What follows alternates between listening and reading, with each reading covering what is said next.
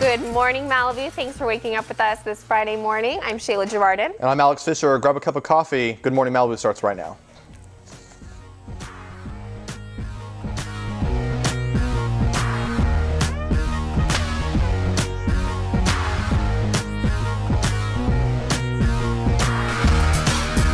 Welcome to Good Morning Malibu. It's almost the weekend, bright and early Friday morning, and this is a big weekend for us here in Los Angeles because we have the Oscars right around the corner. Big weekend, you know, the one day where people kind of just like all come together and you know, have parties and stuff like that. Celebrate and great year of film. Yeah. I know I'll be tuning in. I won't be at the Oscars, but I'll actually be at an Oscar event, so I'm very pumped. That's fun and exciting. Can't wait. Well, as we mentioned, it is Oscar weekend, and the Academy Awards are this Sunday, and it's going to be hosted by none other than Neil Patrick Harris. Some of the nominees include American Sniper, The Theory of Everything, Birdman, The Imitation Game, The Grand Budapest Hotel, Selma, Boyhood, and Whiplash. So quite a few films are in the running this year. They'll also be announcing, of course, the winners of Best Actor and Best Actress, and there's going to be some killer performances, including Lady Gaga kicking it off this year, and Anna Kendrick. So it promises to be a really good night. I'm very curious to see the Lady Gaga performance. I'm interested to see what direction that it will take, and also some great films are in the running. I'm personally rooting for Imitation Game. I saw it. It's just I so heard great. for somebody, I am actually really sad that I haven't seen it yet. Okay. I have heard, my parents saw it and they said that they just loved it, and they were like, this is a must see. You've got to see this movie because I've just heard it's unbelievable, it's incredible, and just they said that you watch the movie and you just have your jaw is just dropped. It's the whole movie. Not only is it a terrific film, but it's also such a cool story, and one that so many people, including Americans, didn't know about until just recently because it was classified information. That's right. So it's so cool that finally, it's coming out, and for such a low budget film to be such a big hit. Yeah. So I have my fingers crossed. So really quick, I'm assuming you would like The Imitation Game to win the Oscar? I would. That's my vote. But what about you? Do you have a favorite? I don't have a favorite. I mean, I haven't seen all the movies, and that's kind of my thing is I can't necessarily decide on which movie I think should get Best Picture until I've seen all of them. But, you know, I'm slowly working on it, so. All right, well, we have time. We have a couple more days to figure it out, so the verdict is still out. But have you ever wondered how the trophies start?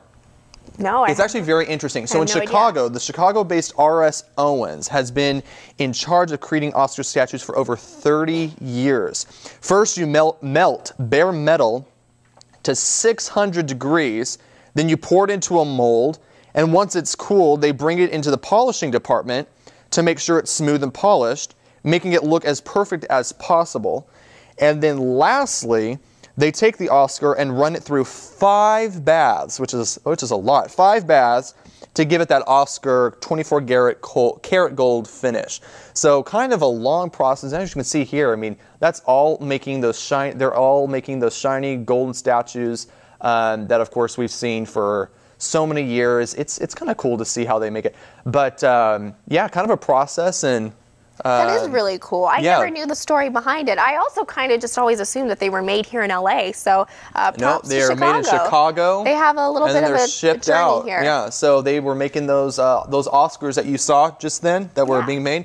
Those are the exact ones that we'll see on Sunday. Wow. So that's kind of exciting. So when it comes up on Sunday, we will know we'll be like, the story behind it. I know exactly. We know where that really where comes they came from. Yeah, so it's kind of neat to see how that. Yeah, absolutely. It'll make the show more enjoyable. Yeah. I'll know the background. Well, if you're interested in the well-being of your home state, you should check out this year's Healthway Well-Being Index. That's right, the results were just released, and you may be surprised to know that Alaska actually took home first place for happiest state. The index was conducted with almost 2,000 phone interviews with people from all 50 states, measuring how they felt about their daily lives and overall health. And surprisingly enough, California was not in the running for healthiest states, but West Virginia came in last. But it did surprise me that Alaska took home the top spot. To be honest, I never really think of Alaska as a really happy state because it's so cold, and I'm really wimpy about that, but apparently... Well, see, we're spoiled here in California because we don't get that cold, so I guess we can't, really complain about the cold. And, I mean, 40 degrees is, like, too much for us, you know? Yeah. When it drops below 70, I pull out my jacket. Yeah, no, but I have to say, though, the the nature up there, there's so much beauty in Alaska. I mean, I'm sure that's one of the reasons why people are so happy up there, because, when they, if they get stressed or something like that. True. Yeah, here in Malibu, we have the ocean.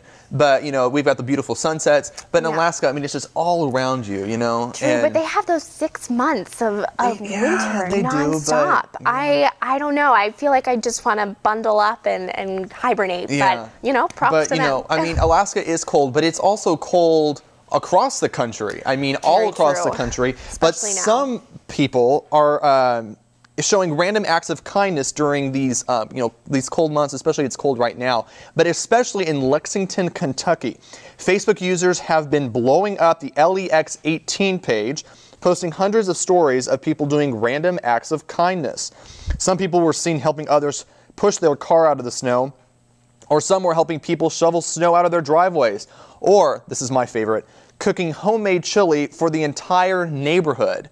So that's a kind of a nice warm treat. So, I mean, as you can see, snow is just falling. It keeps falling. It is cold. I know that Lake Erie, a lot of the Great Lakes have almost completely frozen over. This is the first time that they've been this frozen since the 70s.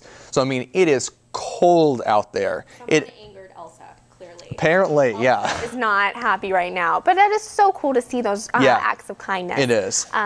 Just going on for sure. Oh, absolutely. I'd like to get some of that homemade chili. That sounds really good. I know, but it's really neat because a lot of people, this one lady, her husband's deployed in Afghanistan right now, and she just cannot physically shovel all of the snow out of her driveway. Yeah. And so a couple people down the street decided, you know what, we'll do that for you.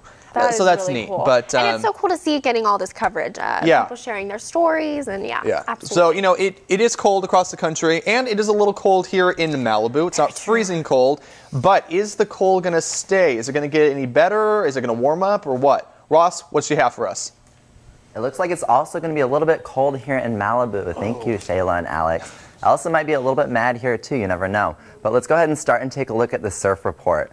It looks like the swell from last week is wearing off, but there still are some waves if you're a surfer, so make sure you go ahead and check out Surfride over here with 1 to 3 foot waves today, and Zuma in Topanga Beach with 2 to 3 foot waves, and Chart House with 1 to 2 foot waves.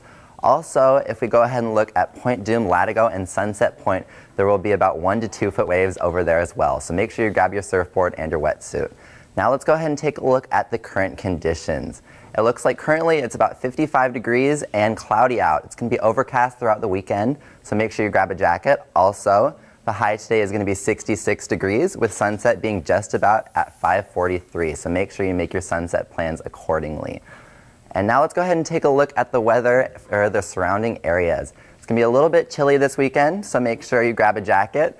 Our coldest temperatures over here are at Santa Monica with 64 degrees being the high and 59 being the low. Also over in Thousand Oaks, it's going to reach a high of 66 with a low of 50. In Agora Hills, we're going to hit our highest temperature with 70 as the high and our low of 54. Also in Calabasas over here, we're going to hit a high of 70 with a low of 55. And then here in Malibu, with a high of 66 and a low of 54 for today. Let's go ahead and take a look into the weekend forecast now. It's already a little bit cold, but it's going to get a little bit colder this weekend. Today with our high of 66 and our low of 54. Tomorrow it's going to drop down to 64 and a low of 53. And then even on Sunday, we're going to get a little bit of rain, which is much needed out here in Malibu with about 0.1 inches. So everyone grab your umbrella. We're going to hit a high of 63 and a low of 51. So it looks like it's not going to be a beach weekend, but we're going to have to grab our umbrellas and, bundle up for this weekend because in California it's going to hit 51, so pretty cold out here. But, I still like to see that sun. It's really sad when there's no sun in the forecast. This is cold for Malibu. We're Southern California. We should see the sun a little bit more. The fog is sticking around. I don't know how I feel about this. But I will say, you know what? When it does rain, we need the rain. We do. We need the rain. So when we get the rain, we should be a little more excited when we see the rain. Absolutely. Don't go anywhere. Coming up, we have some breaking news. Stay tuned. And Waves of Innovation winner Derek Stoutland is here with us to share his plan for financial literacy.